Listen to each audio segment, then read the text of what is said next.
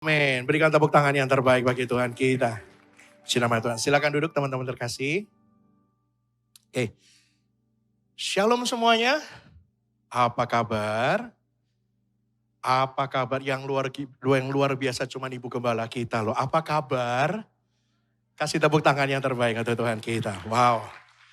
Hari ini cukup banyak teman-teman yang sudah hadir di ibadah tin. Terima kasih sudah datang. Tapi lebih tepatnya kalau kalian datang ke tempat ini sebetulnya bukan buat kami, bukan buat gembala kita, Pastor Michael, Pastor Lin, ada di tempat ini supaya kalian datang. Enggak. Tapi ketika kalian datang, percayalah yang suka itu Tuhan. Yang bersuka cita itu Tuhan. Kenapa? Karena kalian itu rasakan Tuhan itu kangen dengan setiap kita.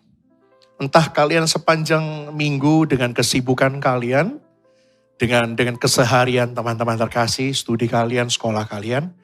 Dan kau itu rasakan sore hari ini ketika kalian datang, Tuhan kangen sama kamu. Tuhan kangen sama setiap pribadi di tempat ini. Sehingga waktunya gak lama, dan biarlah apa yang kau itu sampaikan ini adalah merupakan isi hati Tuhan bagi setiap kita. Yang ada di tempat ini maupun yang menyaksikan secara live streaming, biarlah apa yang aku sampaikan boleh menjadi ini adalah isi hati Tuhan untuk Anda semua. Dan yang siap untuk terima kebenaran firman Tuhan katakan yes. Oke. Teman-teman terkasih, hari ini boleh kalian dulu tanya, adakah di antara kalian yang hari-hari ini sedang mengalami sesuatu hal dalam hidup kalian? Entah itu sesuatu hal yang bagus, entah itu sesuatu hal yang jelek, entah sesuatu hal yang menyakitkan, entah sesuatu hal yang menyenangkan. Ada di antara teman-teman yang sedang mungkin habis ujian, nilai-nilai kalian bagus. Ada di antara teman-teman juga yang mungkin nilai-nilai kalian yang gak memuaskan. Gak usah dijawab, gak usah angkat tangan. Sebab kalian dulu percaya, itulah yang dinamakan dengan proses kehidupan. Teman-teman yang ada hadir tempat ini, tin, kalian pasti sedang mengalami proses kehidupan yang kalian dulu berusaha mikir, ketika aku usia 15 tahun apa yang aku rasain. Ketika aku umur usia 15 tahun apa ya yang sedang terjadi dalam kehidupanku waktu itu. Dan kalian dulu berusaha nginget 2 hari loh. Seriously, 2 hari. Aku harus ingat-ingat 15 ketika aku usia 15 tahun kira-kira apa yang terjadi. Dan puji Tuhan, Tuhan dengar doa saya. Seperti film yang di flashback begitu ya. Saya masih ingat 15 tahun itu awal mula cinta monyet, ya kan?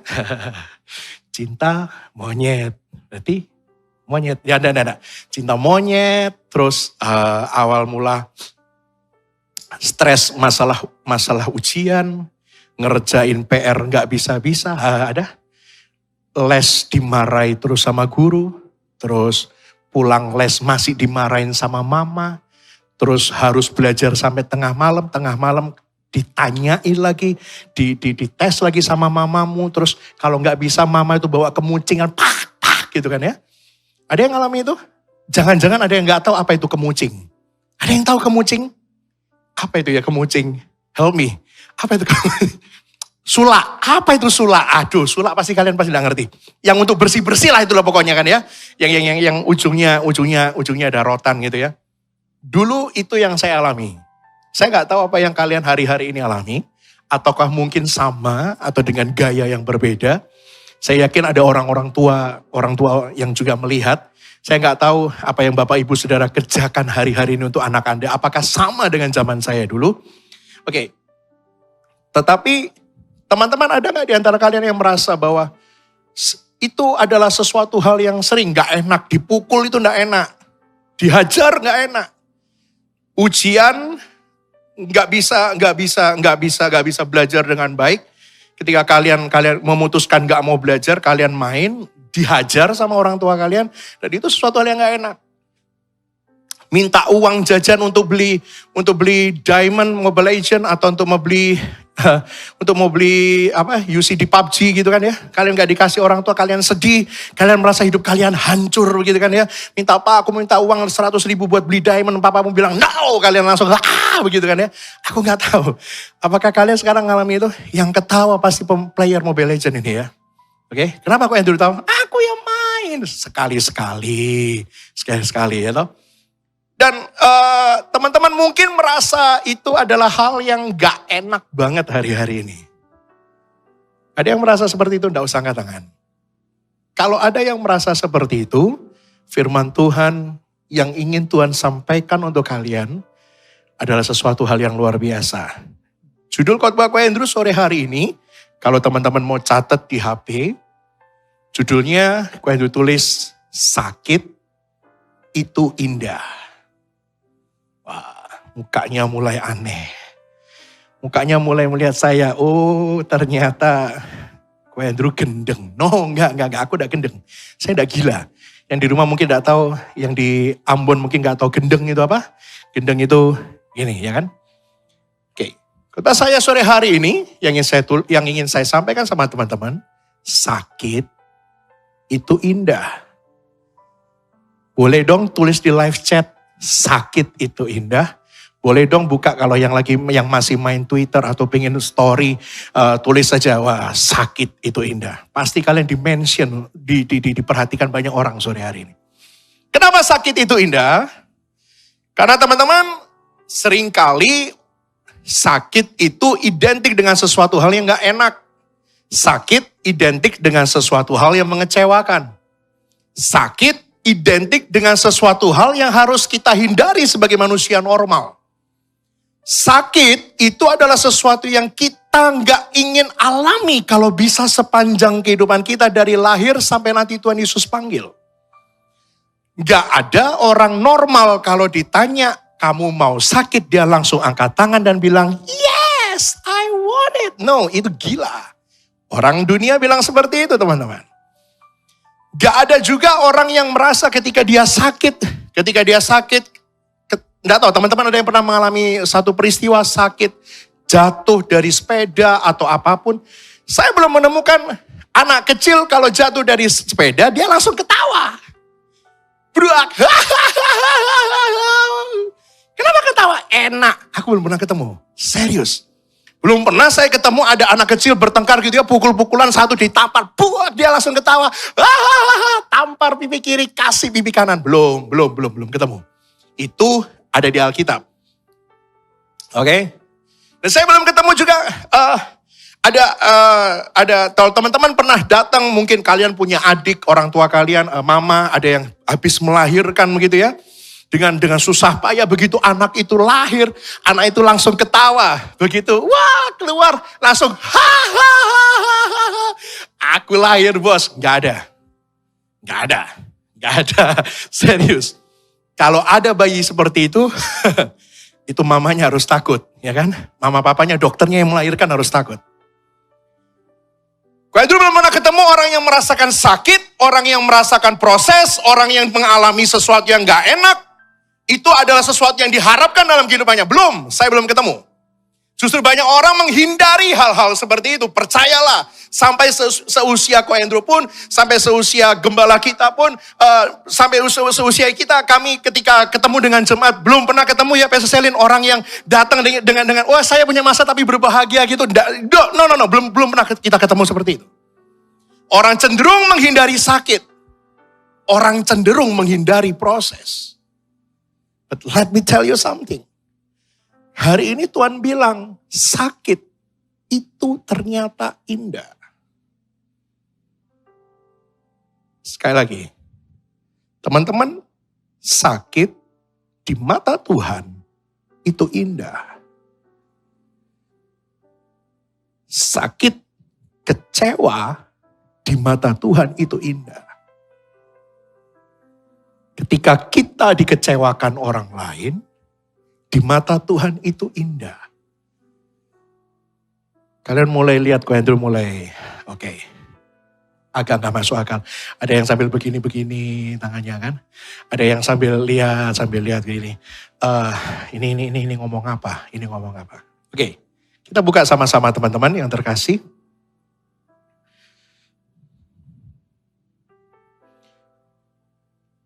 Oke. Sesuatu hal yang bertentangan dengan kehidupan itu tadi Ko Andrew sampaikan adalah sesuatu hal yang pasti dihindari oleh banyak orang. Orang cenderung menghindari proses, orang cenderung menghindari rasa kecewa, orang cenderung menghindari sesuatu hal yang menyakitkan kehidupannya. Orang itu akan menghindari itu semua. Tapi ada 3 hal kenapa sakit itu indah. Yang pertama, teman-teman mau mencatat silakan. Karena yang pertama aku ada tulis di sini. Karena proses atau sakit itu membuat kita melihat siapa Tuhan kita sebenarnya. Teman-teman boleh catat. Yang pertama, mengapa sakit itu perlu kita alami? Karena sakit atau proses itu membuat kalian dan saya bisa melihat siapa Tuhan. Ada satu firman Tuhan yang ingin kita buka sama-sama. Buka di dalam 1 Efesus 1 ayat yang ke-18 sampai yang ke-19. Teman-teman multimedia production bisa bantu saya. Efesus pertama ayat 18 sampai ayat yang ke-19. Teman-teman yang bawa Alkitab bisa dibuka Efesus 1 ayat yang ke-18 sampai yang ke-19. Oke, aku bacakan buat teman-teman semua ya. Ayat yang ke-18. Oke.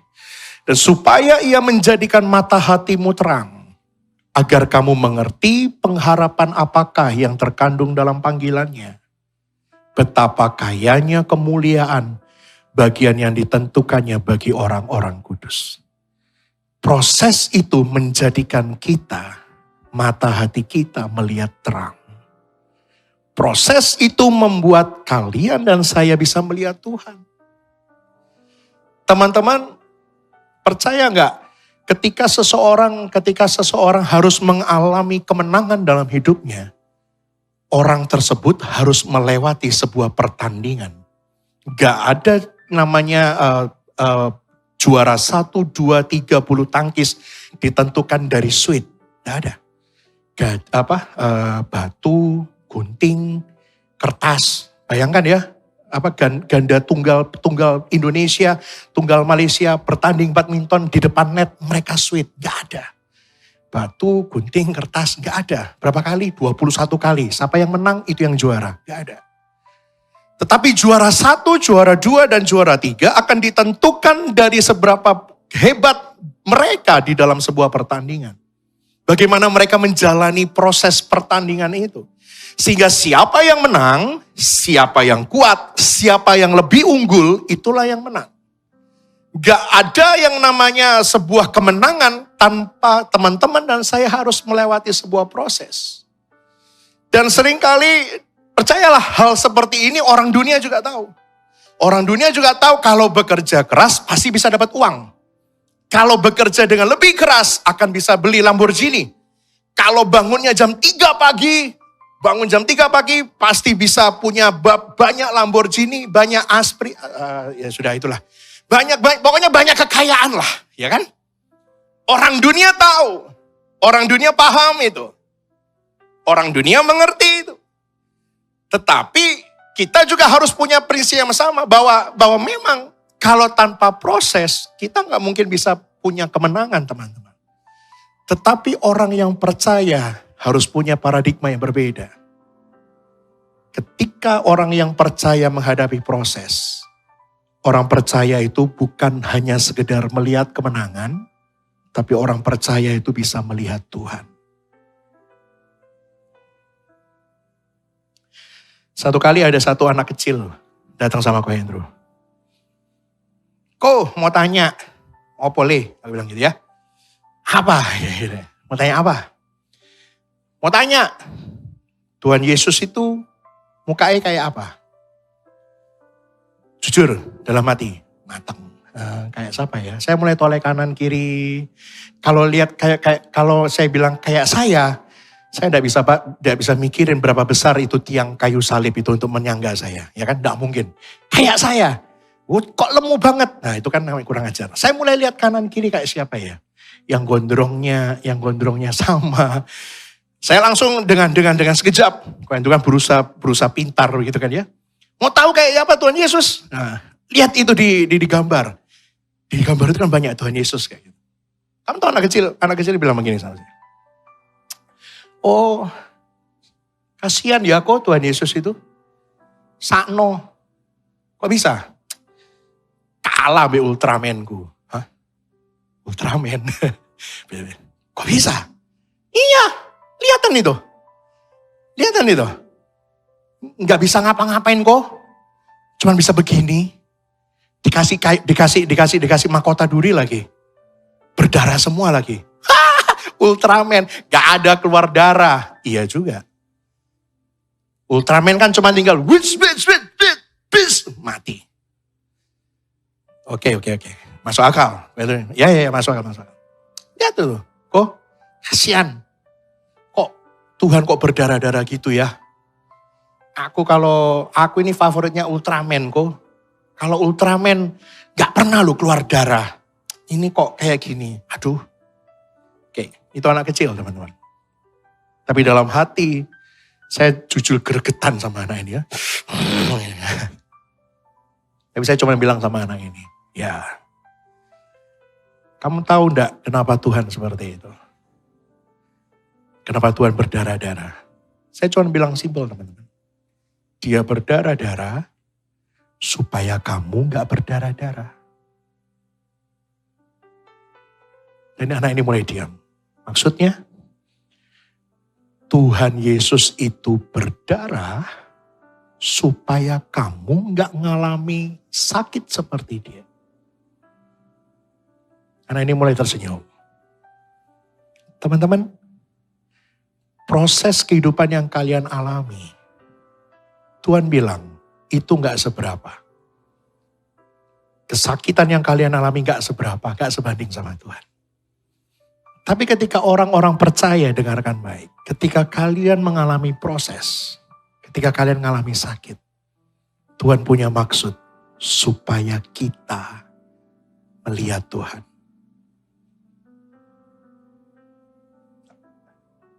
Supaya mata kalian terbuka, bukan hanya sekedar melihat sesuatu yang lain, tapi ngelihat Tuhan. Ngelihat Tuhan apa? Ternyata di tengah rasa sakitku, Tuhan yang mau berdarah-darah buat aku. Aku ngerasain sakit. Aku mungkin di hati ngerasain sakit. Tapi kalian gak perlu berdarah-darah, men. Kalian gak perlu berdarah-darah. Cukup Tuhan yang berdarah-darah. Untuk tanggung setiap kelemahan. Sebab itu proses kesakitan itu indah supaya membuat kita ngelihat sama Tuhan.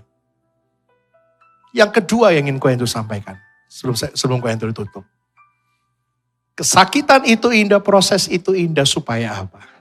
Ternyata Tuhan punya rencana yang luar biasa. Proses itu indah supaya karakter kalian, Ko Andrew, semua yang ada di ruangan ini, karakter kita semakin disempurnakan. Teman-teman, Ko Andrew akan tutup satu kali kesaksian ya dalam kehidupan saya. Satu kali teman-teman pemain musik boleh naik. Ya seperti kata Pastor Michael, kalau pemain musik naik itu teman-teman pasti merasa secure semua ya. Oke. Teman-teman bisa temani di sini. Oke. Kalian mau kesaksian satu hal. Tutup HP kalian, fokus sama saya. Fokus sama saya. Oke. Satu kali beberapa tahun yang lalu. Maybe sekitar 8 atau 9 tahun yang lalu. Ko Andrew ini hari Minggu, ceritanya hari Minggu. Hari Minggu dulu Ko Andrew melayani ada di sebuah gereja. Saya melayani 2 kali ibadah, pagi sama siang. Jam 7 pagi, jam 10 pagi, kemudian siang hari saya pulang. Biasanya saya nggak pernah pulang kalau siang hari. Kenapa? Karena Ko Andrew itu orangnya nggak suka riwa-riwi. You know the meaning riwa-riwi? Kesana kemari. Gitu. Saya nggak suka. Saya lebih baik stay di satu tempat. Kalau misalnya karena sore hari saya harus pelayanan lagi. Jadi saya stay di satu tempat. Biasanya saya begitu. Tapi hari itu saya harus pulang. Kenapa? Karena celana saya robek. Nggak mungkin ibadah jam 5 sore, celana saya robek sampai sini, saya tetap pelayanan. Haleluya, wih. Bisa viral itu, serius. Jadi Ko Andrew harus pulang. Siang hari aku harus pulang. Dengarkan baik ya kata kuncinya. Ko Andrew habis pelayanan nih. Hari Sabtu Ko Andrew juga habis pelayanan youth. Habis ada KKR youth. Waktu itu habis dari ngisi ibadah retreat. Ada satu yang mengundang. Habis berapi-api. Sorenya pulang, malam hari persiapan. Malam hari persiapan itu besoknya pelayanan 2 kali. Siang hari saya pulang, saya mulai menemukan sesuatu hal yang aneh. Biasanya kalau hari Minggu di rumah saya, biasanya nggak ada orang. Kenapa? Orang tuanya Ko Andrew waktu itu selalu buka restoran, jadi harus buka restoran, nggak ada orang di rumah, semua pegawai dibawa. Tapi hari itu aneh. Kenapa? Saya ngelihat pintu rumah kebuka. Ko Andrew berpikir, mungkin ada orang rumah di rumah. Masuklah saya. Tapi saya sudah mulai kaget. Kenapa? Karena Ko Andrew lihat gembok itu sudah digunting jatuh di bawah. Mulai ini berpikir, ngapain bapakku pulang ke rumah gunting gembok? Kengangguran, ya kan? Mulai saya berpikir, something wrong. Dan saya mulai masuk pelan-pelan, saya lihat pintu untuk masuk ruang tamu. Itu sudah hancur. Langsung di sini bilangnya, apa? Kemalingan. Yes. Aku masuk rumah. Itu rumah, Ko Andrew itu sudah ada kayak rumah. Kayak rumah yang habis dilanda badai. Meja kebalik semua. Lemari jatuh. Kamar terbuka semua. Lemari terbuka semua. Ko Andrew punya anjing 3 di rumah. Anjing mini pom semua. Saya langsung keingetan anjingku. Ternyata puji Tuhan anjing saya gak kenapa-kenapa ada di belakang. Singkat cerita. Saya mulai cek dari satu tempat, satu kamar, kamar yang lain. Singkat cerita, habis.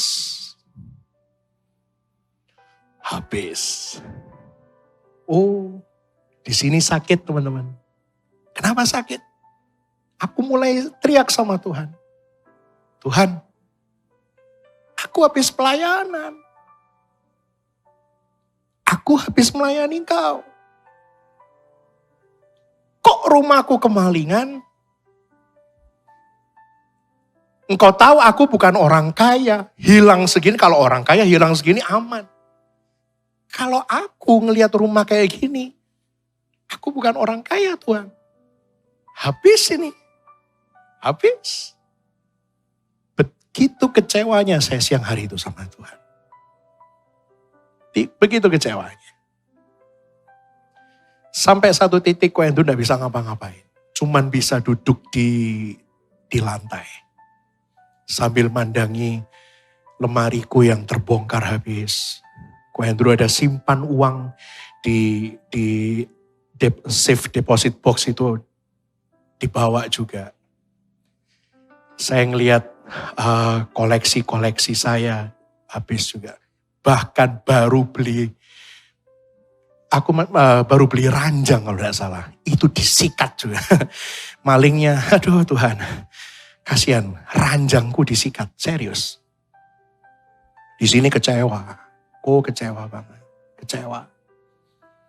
Saya mulai ngomel sama Tuhan. Ko Andrew manusia. Ko Andrew mulai ngomel.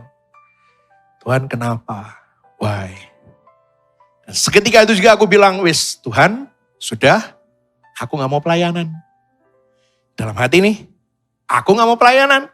Stop. Kenapa? Percuma.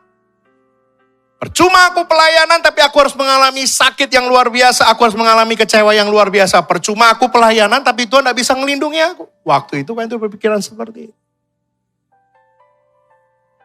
Dan seketika itu juga, Ko itu dengar di telinga jelas banget. Cuman bilang gini. Waktu itu aku lagi duduk dan Ko itu cuman hanya bisa dengar. Kamu sudah aku kasih kesempatan melayani di berbagai macam jumlah jemaat. Puluhan, ratusan, ribuan, puluhan ribu, sekelas stadion pun aku kasih kamu kesempatan. Masa kamu masih kecewa sama aku? Masa kamu gak ngelihat aku? Kamu hanya ngelihat kemalingan, kerugian, dicuri kemalingan ini. Masa kamu gak lihat aku? Teman-teman, disitulah saya nangis sama Tuhan. Saya bilang ya, harusnya ketika aku ngalami proses ini, seharusnya aku bisa ngelihat Tuhan loh. Dan ternyata teman-teman terkasih, perjalanan dari hari Minggu itu ke hari-hari berikutnya. Disitulah Ko Andrew melihat, ternyata ketika aku diproses Tuhan, setiap hari aku melihat Tuhan bekerja dalam hidupku. Why? Sampai beberapa kali kejadian sesuatu hal yang aneh. Hari Rabu malam waktu itu aku masih ingat. Mau isi bensin malam-malam isi bensin, saya buka dompet. Seriously ya, dompet cuman isi enggak sampai 50.000. Gengsi dong Ko Andrew mau turun, isi bensin berapa? 40.000. Mobil 40.000 dapat apa? Serius. Tapi kalau nggak diisi ya habis, nggak bisa pulang ke rumah. Itu sign-nya bensin habis sudah muncul.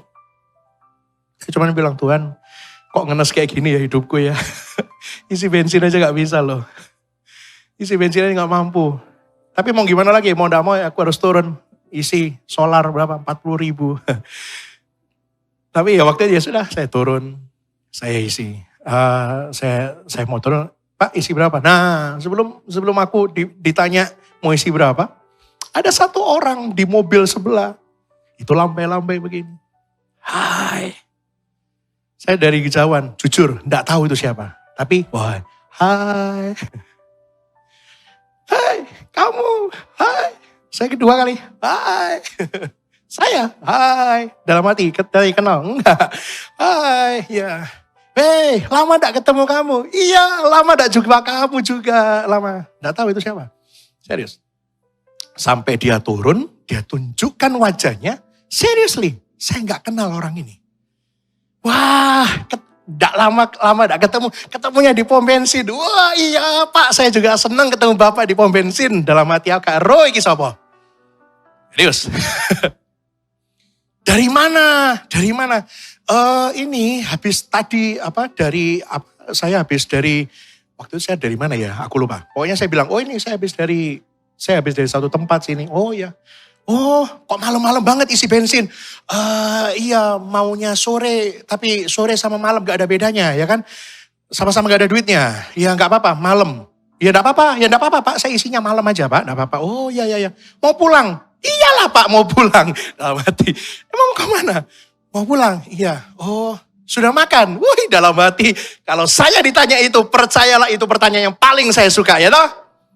Sudah makan? Dalam hati, belum. Cuman image, sudah tadi siang Pak. Kalau malam belum. Dalam hati, wah gitu. Oh iya.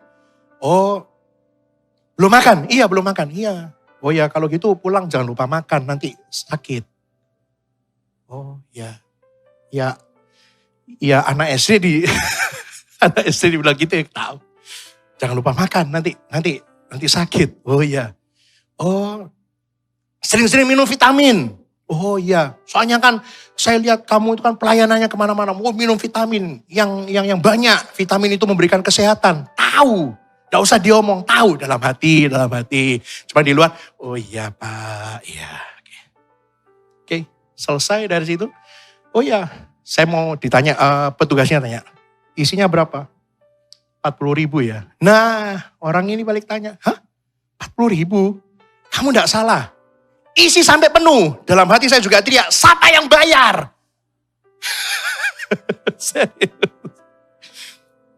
Dengan enaknya dia bilang, ngapain isi 40.000? Isi sampai penuh. Aku teriak, sopo sing bayar? Aku bilang, cuman aku dalam hati, oh enggak Pak.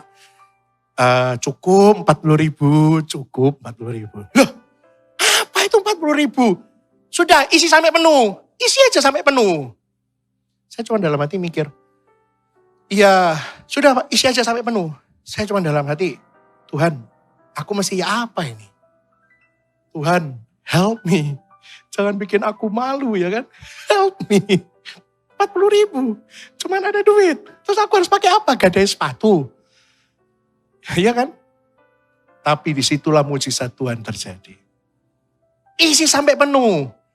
Pak, sekalian sama punya saya. Bonnya jadi satu. Itulah mujizat Tuhan yang luar biasa, teman-teman. Sampai orang ini pulang, sampai orang ini selesai bayar, gesek kartu, dua-duanya saya diisi penuh, 250.000 punyanya dia penuh, dia langsung dada, dia langsung say halo, sampai ketemu di kesempatan berikutnya, sampai ketemu juga, Tuhan Yesus memberkati, oh ya, bilang, percayalah sampai detik ini saya gak pernah ketemu orang itu. Saya nggak pernah ketemu. Saya berusaha setelah itu saya diundang di persekutuan dimanapun. Saya berusaha mata lebar selebar mungkin supaya saya tahu. Oh mungkin salah satu orang yang pernah saya ketemu, pernah saya layani. Saya ketemu di situ. Enggak. Sampai hari ini saya nggak pernah ketemu. Trust me, aku nggak pernah ketemu. Tapi pengalaman itulah yang membuatku, Andrew, sampai hari ini, pengalaman demi pengalaman. Proses demi proses, sakit demi sakit, kecewa demi kecewa. Disitulah aku melihat, semakin aku mengalami proses, semakin aku melihat Tuhan. Semakin aku mengalami proses, semakin aku diubahkan oleh Tuhan. Dan teman-teman, gereja kita di tempat ini punya visi yang luar biasa. Pastor Michael Gunawan sebagai gembala kita punya visi yang luar biasa. Tempat ini adalah tempat berkumpulnya orang-orang yang mau dipulihkan untuk menjadi dampak. Tepuk tangan yang terbaik. Dan ketika saya terima visi itu dari gembala kita, ketika saya terima visi itu, saya melihat ini visi Tuhan yang luar biasa.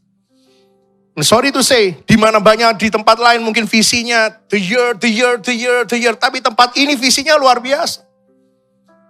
Supaya setiap orang yang berjemaah di tempat ini, bukan hanya sekedar jemaah, semua orang yang datang ke tempat ini, kita semua bisa dipulihkan. Bukan hanya sekedar dipulihkan saja, tapi kita ini dipulihkan untuk bisa menjadi dampak bagi orang lain.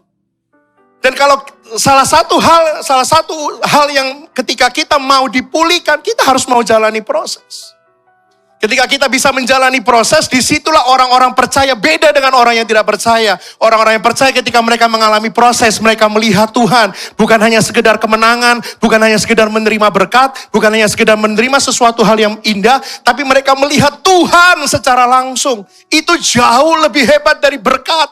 Yesus jauh lebih hebat daripada berkat apapun. Yesus jauh lebih hebat dari mujizat apapun. Yesus jauh lebih hebat dari apapun. Mujizat, berkat itu semua hanya bonus bagi kita. Tapi teman-teman percayalah ketika kalian melewati proses bersama dengan Tuhan, kita akan melihat Yesus sebagai pribadi yang luar biasa. Dan hari ini, biarlah ini boleh menjadi pesan yang luar biasa buat teman-teman yang ada di tempat ini maupun yang di rumah. Aku gak tahu apa yang harus kalian alami. Aku gak tahu apa yang harus teman-teman di rumah alami. Tapi percaya, lewati proses ini dengan Tuhan. And you will see God. Kalian akan melihat Tuhan. Kalian di rumah akan melihat Tuhan. Teman-teman bangkit berdiri yuk sama-sama. Boleh minta kunci G.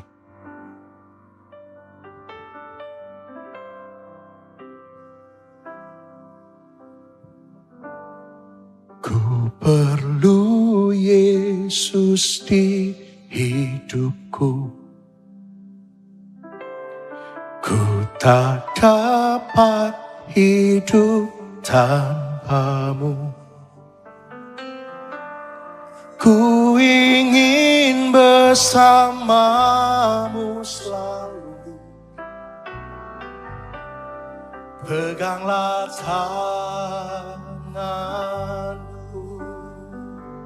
Dari awal kata, ku perlu Yesus di hidupku.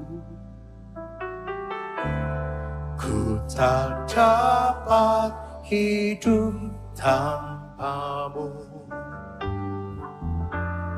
Ku ingin bersamamu selalu. Peganglah tangan. Refnya berkata seperti ini. Sekalipun aku harus melewati maut, aku mampu bila Engkau selalu besertaku. Ya Allahku, jangan pernah Kau tinggalkan aku. Ku perlu Kau dalam hidupku. Boleh sama-sama katakan. Sekalipun aku harus melewati. Belajar lagu ini teman-teman, kata. Aku mampu bila Engkau selalu besertaku. Ya Allahku, jangan pernah Kau tinggalkan aku. Ku perlu Kau dalam hidupku. Sekalipun aku harus. Angkat tanganmu di hadapan Tuhan. Angkat kedua tanganmu di hadapan Tuhan, teman-teman. Bila Engkau selalu besertaku. Ya Allahku, jangan pernah Kau tinggalkan aku. Ku perlu Kau dalam hidupku.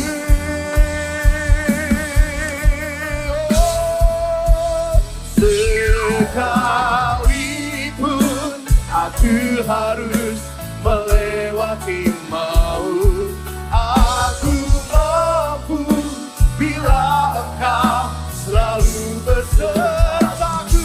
Ya Allah, Kau tinggalkan aku. Ku perlu Kau. Sekali lagi yang percaya, katakan sekalipun aku harus melewati maut. Biarlah kami boleh melihat Tuhan bekerja dalam proses kami. Biarlah ketika kami sakit, kami kecewa, kami melihat Tuhan. Jangan pernah tinggalkan.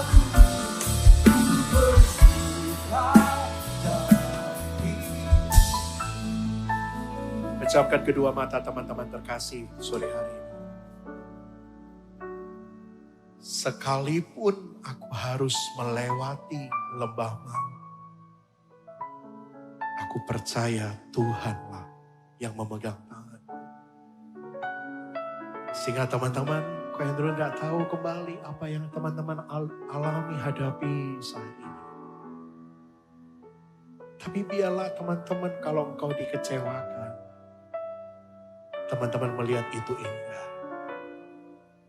Kalau teman-teman hatimu sakit, lihatlah itu indah. Sebab ketika kalian kecewa, ketika kalian sakit, disitulah kita melihat Tuhan.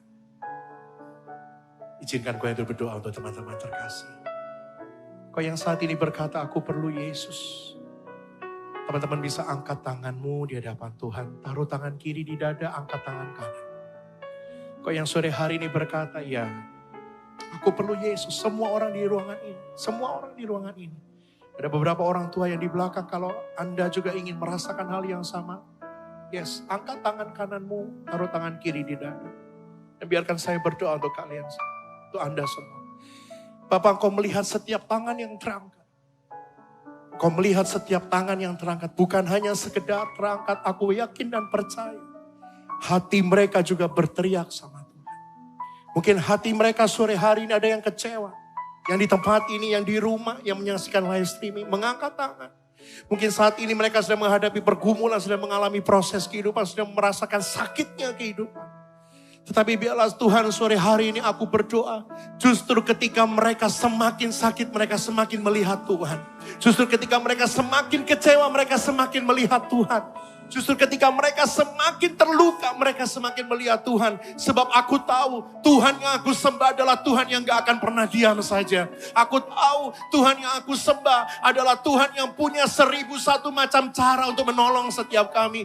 Aku percaya Tuhan yang aku sembah adalah Tuhan yang gak pernah meninggalkan kami meski kami dalam lembah kekelaman sekalipun. Sebab itu adalah firman-Mu, itu adalah janji-Mu. Tuhan, sore hari ini aku mohon, biarlah janji-Mu digenapi dalam kehidupan mereka. Janji yang berkata enggak akan pernah meninggal. Janji yang berkata bahwa Engkau adalah pengharapan. Janji yang berkata Engkau adalah Tuhan dan juru selamat. Janji yang berkata bahwa Engkau adalah jalan keselamatan. Biarlah kami melihat Yesus. Semakin kami sakit, kami semakin melihat Yesus. Semakin kami kecewa, kami semakin melihat Yesus jauh lebih luar biasa. Dan biarlah kami yang mengangkat tangan. Hati kami diubah. Karakter kami diubah. Hati kami dipulihkan. Karakter kami dipulihkan. Sehingga kami keluar dari tempat ini. Seperti visi-Mu atas gereja kami.